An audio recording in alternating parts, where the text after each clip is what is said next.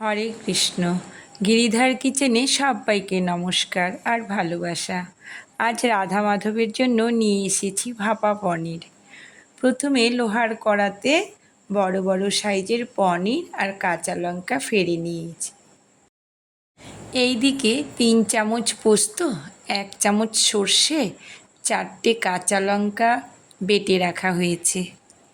এখন কড়াতে আন্দাজ মতো হলুদ, লবণ, চিনি আর সম্পূর্ণ পোস্ত বাটা দিয়ে একসঙ্গে করে তাতে 1/2 কাপ মতো কাঁচা সর্ষের তেল দিয়েছি।